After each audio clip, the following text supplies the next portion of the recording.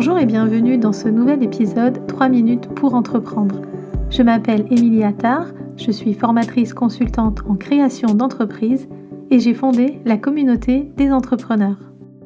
Aujourd'hui, je réponds à la question « C'est quoi un indicateur de gestion ?» Aujourd'hui, on va s'intéresser au pilotage de ton entreprise et à la nécessité de mettre en place des indicateurs.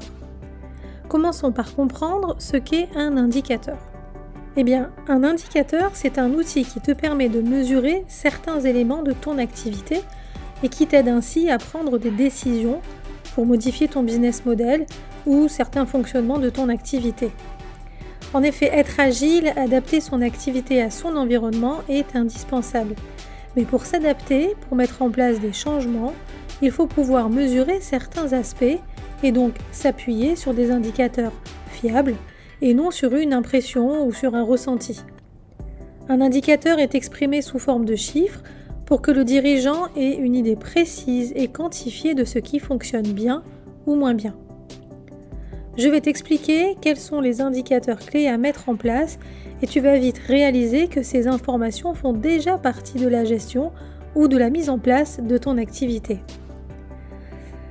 On va parler d'abord de l'indicateur qui s'appelle la marge dégagée. En effet, la trésorerie est un élément indispensable de ton activité. Et la marge dégagée est un indicateur qui te permet de mesurer la santé financière de ton entreprise. Parmi les autres indicateurs à prendre en compte, on peut noter ici le taux de satisfaction client, le taux de nouveaux clients. Ce sont des indicateurs de performance commerciale. Le taux d'absentéisme ou le nombre d'accidents du travail, le turnover, sont des indicateurs liés aux ressources humaines de ton entreprise. Tu te rends bien compte que ces indicateurs, ces éléments, sont indispensables pour le dirigeant d'une entreprise. Les indicateurs permettent de mesurer en temps réel la santé financière, RH, commerciale d'une entreprise. Les indicateurs te permettent ainsi de prendre conscience de l'évolution de ton entreprise et de mettre en place des solutions si nécessaire, et enfin de vérifier que les changements mis en place sont efficaces ou pas. Chaque entrepreneur doit alors, en fonction de son activité, de sa stratégie, de sa vision d'entreprise, choisir les indicateurs qui lui semblent les plus pertinents. Si pour toi, avoir tous les jours de nouveaux clients est important, alors tu dois mettre en place un indicateur qui te permettra de mesurer régulièrement la part de nouveaux clients dans ta base client.